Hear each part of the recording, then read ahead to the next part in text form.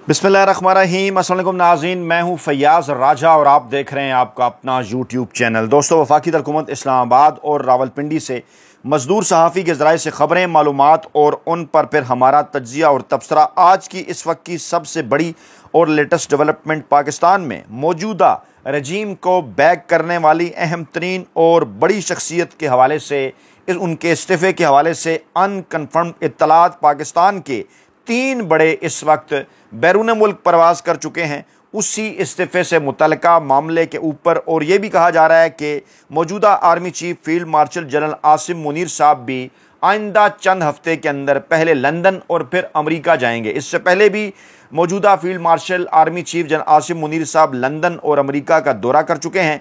London में उनके खिलाफ मुकदमात दर्ज किए जाने की तलात थी, वहाँ पर मुजाहरा भी हुआ था। अमेरिका में उन्होंने अमेरिकी सदर डोनाल्ड ट्रंप साहब से मुलाकात की थी। और आज की ताज़ा तरीन इत्तलात ये हैं कि मौजूदा जो रजीम है, जो हाइब्रिड रजीम है, जो कि इमरान खान साहब का पाकिस्तान तहरीक इंसाफ का वोट बैंक चोरी करके जो है वो लाया गया था, आलमी सतह पर उसके खिलाफ जो है वो जो एक माहौल है उसमें बड़ी तेज़ी के साथ इजाफा हो रहा है। आलमी इदारे इस हवाले से पूछ रहे हैं और कॉमनवेल्थ मुबशर मिशन रिपोर्ट इंतखाबात 2024 के हवाले से पहली मरतबा इस तरह हुआ, सवालात उठाए जा रहे हैं। जो है वो ड्रॉप साइट पर, जहाँ पर ये वेबसाइट के ऊपर ये रिपोर्ट भी आई, इसके कुछ मंदरजात आए रेयान ग्रिम और दीगर लोगों के हवाले से जो पहले भी बड़ी एक्सक्लूसिव खबरें दे चुके हैं। सवालात उठाए जा रहे हैं कि किसके कहने पर कॉमनवेल्थ रिपोर्ट, तकरीबन 1.5 साल का अरसा हो गया है इंतखाबात को हुए, लेकिन अभी तक ये रिपोर्ट क्यों सामने नहीं आई। और कहा गया था कि जनाब कल ये इलेक्शन कमीशन हुकूमत के हवाले की गई है, वो इसे जारी करेंगे। कितना बड़ा लतीफ़ा है कि जनाब जिन्होंने धांधली की, पाकिस्तान तहरीक इंसाफ का मैंडेट चुराया, वो जनाब अब इस रिपोर्ट को शाया करेंगे। इसकी कुछ तफसीलात भी आपके सामने रखते हैं। सर-ए-दस्त जो लेटेस्ट डेवलपमेंट अडयाला जेल के बाहर से आ रही हैं वो 2 तरह की हैं। एक रिपोर्ट ये है कि जनाब KP के कैबिनेट अली अमीन गंडापुर साहब की सरबराही में वहाँ पहुँची है और मुलाकात करने की कोशिश भी कर रही है और ये भी कोशिश कर रही है कि कैबिनेट का इजलास वहाँ पर हो। उन्हें रोका क्या है, उस हवाले से तफसीलात आ रही हैं, वो भी सामने रखेंगे। इमरान खान साहब की 3 बहनों के हवाले से कहा जा रहा है कि वो अडयाला जेल पहुँची हैं, इमरान खान साहब से मुलाकात की कोशिश कर रही हैं। उसकी तफसीलात भी जब आएंगी तो आपके सामने रखेंगे।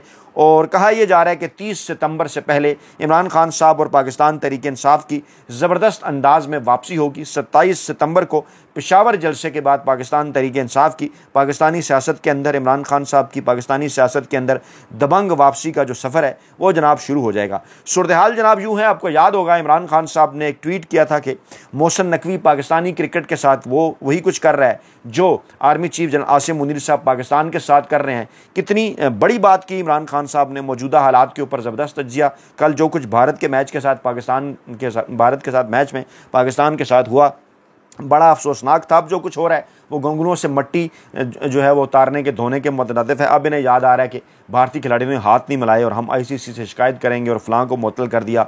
इस किस्म की चीज़ें आप ज़रा सोचिए, ज़रा याद कीजिए कि जब इमरान खान साहब और फिर उनके ट्रेन किए गए कप्तान पाकिस्तान की जो है वो नुमाइंदगी किया करते थे भारत के ख़िलाफ़, तो उनकी बॉडी लैंग्वेज क्या हुआ करती थी, इमरान खान साहब की बॉडी लैंग्वेज क्या हुआ करती थी और आज कहाँ इन्होंने पहुँचा दिया। कभी हम ये कहा करते थे कि पाकिस्तान की फ़िल्म इंडस्ट्री जो है वो 70 की 60 की दहाई के अंदर, 50 की दहाई के अंदर भारत का मुकाबला करती थी, बल्कि भारत से भी आगे थी। और फिर जनरल ज़िया साहब ने आके पूरी की पूरी फ़िल्म इंडस्ट्री तबाह कर डाली। और अब आजकल यही बात हो रही है कि पाकिस्तान खेल के मैदानों के अंदर जो है वो किस तरह से इमरान खान साहब के जो है वो बतौर कैप्टन जब तक वो थे, उनके ट्रेन किए हुए खिलाड़ी जब तक वो थे, भारत और पाकिस्तान के खिलाफ जो आपस में एक जो म्यूचुअल रिकॉर्ड था उसको ज़रा देखिए। टेस्ट मैच, वनडे कितने पाकिस्तान ने 70s, 80s, 60s, 90s में जीते। उसके बाद फिर आहिस्ता आहिस्ता क्या कुछ होता रहा, जब पहले जनरल मुशर्रफ, उसके बाद फिर उनका क्रिकेट बोर्ड, उसके बाद आजकल की जो सूरत-ए-हाल है, जो कुछ हो रहा है, यानी तमाम के तमाम इदारे पाकिस्तान के ऐसे हाइब्रिड रजीम के अंदर जो है वो तबाह कर दिए गए हैं। और सूरत-ए-हाल ये है कि इस वक्त बैरूनी दौरों से फुर्सत नहीं है।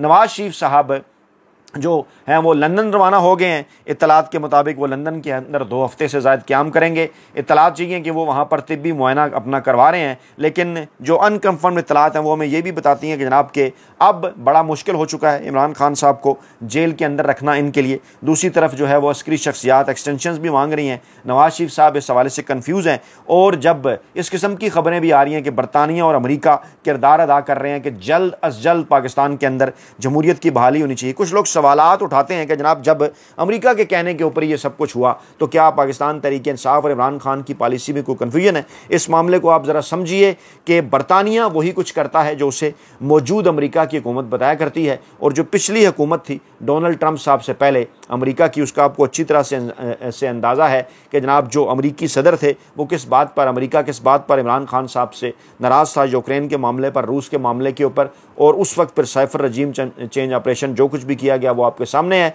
डोनाल्ड ट्रंप साहब के आने के बाद कुछ उम्मीदें पैदा हुई थी, लेकिन इस वक्त क्योंकि अमेरिका ने पाकिस्तान के ताकतवर हल्कों से कुछ काम करवाने हैं जिनके ऊपर जो है वो काम जारी है, लेकिन इसके साथ साथ उन्हें यह भी कहा गया है कि बहुत ज़्यादा वक्त अब आपके पास नहीं है। जो लोग कहते हैं जनाब अमेरिका ने हुकूमत गिराई तो फिर अमेरिका से मदद मांग रहे हैं, उन्हें यह बात समझनी चाहिए कि जब अमेरिका ने हुकूमत गिराई तो उस वक्त वहाँ पर अमेरिका के अंदर किसकी हुकूमत थी और अब किसकी हुकूमत है, तो उस हवाले से आलमी सतह के ऊपर उनकी पॉलिसियाँ भी तो बदलती हैं। ऐसा ही हुआ था, डोनाल्ड ट्रंप साहब क्या कुछ कर रहे हैं, जो साबका सदर थे अमेरिका के वो जनाब क्या कुछ कर रहे थे, ये हालात भी आपको जहन में रखने होंगे। इसके साथ साथ चीन जो है वो आसिफ जरदारी साहब रवाना हुए हैं। यकीनी तौर पर कहा यह जा रहा है कि कुछ सरकारी मामलात हैं, लेकिन चीन भी एक दोस्त के तौर पर एक्टिव रहा तमाम तर मामलात के अंदर। वो भी ये बात करता रहा कि आप मामलात को बेहतर बनाएं। जो इसके अंदर लेसन है, जो इसके अंदर सबक है, वो ये है कि अपनी ज़ाती दुकानें, सियासी दुकानें बचाने की कोशिशों में मसरूफ़ नवाज शरीफ साहब लंदन, आसिफ जरदारी साहब चीन है, शहबाज शरीफ साहब कतर रवाना हो गए हैं। कतर का क्या किरदार रहा, अमेरिका से कितना करीब है, सऊदी अरब के कितना करीब है, ये मामलात भी कोई ज़्यादा तफसील के मतगाजी नहीं, तमाम तर लोग इन बातों को जानते समझते हैं। आर्मी चीफ साहब और फिर चुनखे वज़ीर-ए-आज़म शहबाज शरीफ साहब के हवाले से इत्तलात हैं कि ब्रसल्स में जिस किस्म का एक इवेंट किया गया था ओवरसीज़ पाकिस्तानियों का, उस किस्म का इवेंट करने की कोशिशें हो रही हैं लंदन के अंदर, और चंद हफ्ते के अंदर यानी यूएन जाने से पहले जो है वो शहबाज शरीफ साहब और जब आर्मी चीफ साहब भी अमेरिका जाएंगे उससे पहले इस बात की कोशिश की जा रही है, इस बात की ख्वाहिश का इज़हार किया जा रहा है कि पहले लंदन और फिर अमेरिका यात्रा की जाए। और डेफिनेटली इन तमाम तर कोशिशों का मकसद सिर्फ और सिर्फ ये है कि आलमी इदारे चाहे यूरोप के हों, बरतानिया के हों, अमेरिका के हों, क्योंकि अब वो आहिस्ता आहिस्ता इस हाइब्रिड रजीम के हवाले से आवाज़ उठा रहे हैं, कह रहे हैं कि जनाब आपको इक़्तिदार पाकिस्तानी अवाम के हवाले करना होगा जल्द अज जल्द। तो वहाँ पर अब थोड़ा सा उनको मनाने के लिए इस किस्म की कोशिशें जो है वो की जा रही हैं। बुनियाद इसकी बनी है जनाब कॉमनवेल्थ मुबस्सर मिशन की ये रिपोर्ट है। अब से थोड़ी देर पहले पाकिस्तान तहरीक इंसाफ ने 2024 के आम इंतखाबात पर जो मुबस्सर मिशन की जो रिपोर्ट है उसको जनाब उन्होंने जारी करने का मुतालबा किया है कि ये फिलफोर जारी की जाए। और रिपोर्ट्स के मुताबिक पाकिस्तान तहरीक इंसाफ ने गैर मुल्की मुबस्सर मिशन से 2024 के आम इंतखाबात पर पाबंदी रिपोर्ट जारी करने का मुतालबा किया है। और इस रिपोर्ट में मुनज़्ज़म धांधली, इदारा जाती जानिबदारी, पाकिस्तान तहरीक इंसाफ और उसके बानी इमरान खान को निशाना बनाने के शवाहिद सामने लाए गए हैं। और एक आज़ाद खबर रसां इदारे ड्रॉप साइट न्यूज़ की हालिया रिपोर्ट के बाद जिसमें यह कहा गया है कि दौलत मुश्तरका मुबस्सर ग्रुप COG अपनी रिपोर्ट को मंजर-ए-आम पर इसलिए नहीं लाया क्योंकि इसमें 8 फरवरी के आम इंतखाबात में मुतअद्दिद मसाइल की निशानदेही की गई थी। अगरचे इस ग्रुप की पाकिस्तान पर जो रिपोर्ट है वो ताहाल बाज़ाब्ता तौर पर जारी नहीं की गई, लेकिन बाज़ मीडिया इदारों ने यह दावा किया है कि उन्हें इसकी लीक शुदा, तस्दीक शुदा कापियाँ मिली हैं। और COG ने कहा, कॉमन ऑब्जर्वर ग्रुप ने कहा कि वो इस बात से आगाह हैं कि 2024 के आम इंतखाबात पर उनकी रिपोर्ट का एक वर्जन ऑनलाइन गर्दिश कर रहा है, ताहम वो पॉलिसी के तहत इन दस्तावेज़ात पर कोई तबसरा नहीं कर सकते। यानी इस किस्म का दबाव है उनके ऊपर बरतानिया से, यूरोप से और अमेरिका से, क्योंकि यहाँ पर कुछ मामलात उन्होंने जो है पाकिस्तान के ताकतवर हल्कों से कराने हैं। बयान में यह भी कहा गया कि हुकूमत पाकिस्तान और इलेक्शन कमीशन ये रिपोर्ट मौसूल कर चुके हैं और मुकम्मल रिपोर्ट दी है। हम पहले बता चुके हैं, दोबारा बता रहे हैं कि रवां माह के आखिर तक ये रिपोर्ट जारी कर दी जाएगी और 7 GOC की दीगर रिपोर्ट भी जो शाद के मरले में। यानी कितनी हैरानकुन बात है कि जिन्होंने धांधली की इलेक्शन कमीशन, जिन इदारों ने इसके अंदर हिस्सा डाला, जिनके नतीजे में यह हुकूमत मिली इनको, इस हाइब्रिड रजीम को, उनके हवाले ये रिपोर्ट की गई है और ये एक्सपेक्ट किया जा रहा है कि वो रिपोर्ट ये जारी करेंगे। बयान में कहा गया कि जनाब उनका काम किसी किस्म की मुदाखलत से आज़ाद होता है। अगर किसी किस्म की मुदाखलत से आज़ाद है तो फिर जनाब आपने अभी तक ये रिपोर्ट जारी क्यों नहीं की? 10 फरवरी 2024 को इब्तदाई नताइज का ऐलान करते हुए उन्होंने कहा था कि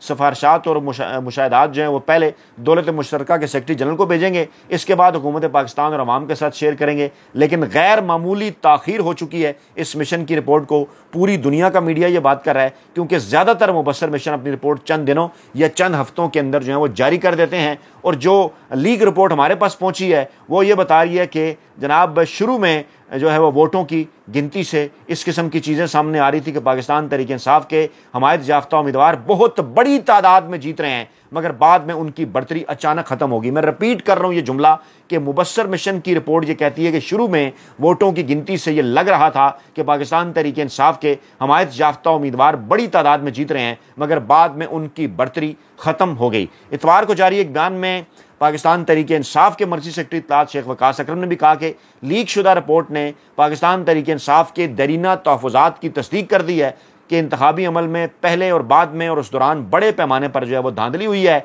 और जुल्फी बुखारी ने भी ये सवाल उठाया कि रिपोर्ट मंजर आम पर अभी तक क्यों नहीं आई, और कल मैं अपने कानूनी मशीरों से मशावरत करूंगा ताकि कार्रवाई शुरू की जाए। इस मकसद इस रिपोर्ट को मुकम्मल तौर पर मंजर आम पर लाना है और इन फैसलों को बेनकाब करना है कि जिसके ज़रिए इसे दबाया गया। अब ये सूरत हाल है कि जिस सूरत हाल के अंदर ये तमाम तर हो रहा है मामला कि नवाज शरीफ साहब तिब्बी मुआयने के बहाने लंदन रवाना हो गए हैं, आसिफ जरदारी साहब दो तरफ़ा ताल्लुकात के बहाने जो हैं वो चीन रवाना हो गए हैं, शहबाज शरीफ साहब मौजूदा कतर इसराइल सूरत हाल के बहाने कतर रवाना हो गए हैं। ये भी तलात हैं कि आर्मी चीफ साहब और शहबाज शरीफ साहब जो हैं वो आइंदा चंद हफ्तों के अंदर जो है वो लंदन और अमेरिका का दौरा करने जा रहे हैं। और तमाम तर चीज़ों के पीछे मकसद सिर्फ और सिर्फ एक है कि ये जो हाइब्रिड रजीम है इसको किसी न किसी तरीके से जारी जो है वो रखवाया जा सके, किसी न किसी तरीके से जनाब इमरान खान साहब को जो है वो जेल के अंदर रखा जाए, और किसी न किसी तरीके से इस बात की कोशिशें की जा रही हैं कि जनाब ये जो हाइब्रिड रजीम है इसको चंद अरसा चला लिया जाए, उस वक्त तक इमरान खान साहब से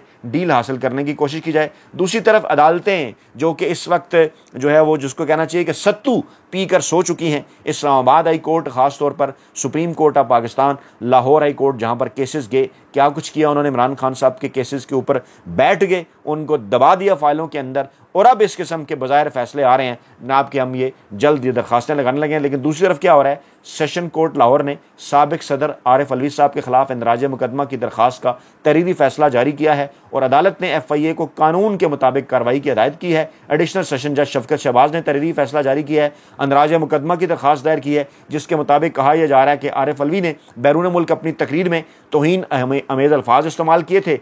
FIA को मुकदमा दर्ज करने की दरखास्त दी, लेकिन मुकदमा दर्ज नहीं किया गया। दरखास्त में इस्तदा की गई है कि मुकदमा दर्ज करने की इजाज़त दी जाए, और अदालत ये कह रही है कानून के मुताबिक कार्रवाई। भाई कौन सा कानून जिसके मुताबिक उन्होंने कार्रवाई करनी है? यानी आपने यही इशारा किया है ना कि आप ये कार्रवाइयाँ जारी रखें, यानी जहाँ पर क्योंकि मुल्क के साबिक सदर का ताल्लुक पाकिस्तान तहरीक इंसाफ के साथ है, इसलिए उनके खिलाफ आपकी तरफ से सब कुछ जायज़ है। इस किस्म की किसी किस्म की कोई कार्रवाई जो है वो ना ही आसिफ जरदारी के खिलाफ हो सकती है, न ही किसी ऐसे नून लीग के सदर के साथ हो सकती है जो वहाँ पर बैठ कर क्या कुछ करता रहा। दूसरी तरफ साबिक चीफ जस्टिस साकिब नसार की पनामा केस के फैसले से मुतल्लिक 2021 की मुबैना ऑडियो लीक पर कमीशन तश्कील देने की दरखास्त खारिज कर दी गई, क्योंकि यहाँ से भी सच सामने आना था, और कहा गया जी अदम पैरवी पर हम खारिज कर रहे हैं। साबिक चीफ जस्टिस साकिब नसार की एक ऑडियो टेप आई थी कि जनाब क्यों सज़ा हुई थी नवाज शरीफ साहब को, उसको चैलेंज किया था साकिब नसार ने, मन घड़त करार दिया था नवंबर 2021 में, और इसमें फजूल किस्म की चीज़ें थी कि जनाब इमरान खान साहब को इक़्तिदार में लाने के लिए नवाज शरीफ और मरीम नवाज को सज़ा देने की हदायत थी। एक ऐसी ऑडियो टेप जिसका कुछ भी सर पैर नहीं था। हालांकि इसके मुकाबले में ज़रा जस्टिस क़य्यूम साहब की उस ऑडियो टेप को याद करें ना, जो कि शहबाज शरीफ साहब जस्टिस क़य्यूम से बातें कर रहे थे कि जनाब बेनज़ीर भुट्टो, आसिफ जरदारी को कितना अरसा आपने सज़ा देनी है इक़्तिदार से बाहर रखने के लिए। ये इस पूरी की पूरी नून लीग की तारीख है, और जनाब ये इस वक्त ये करने जा रहे हैं। अलीमा खान साहबा ने अदालतों के हवाले से एक और बात की है, उन्होंने दावा किया है कि ये लोग जो हैं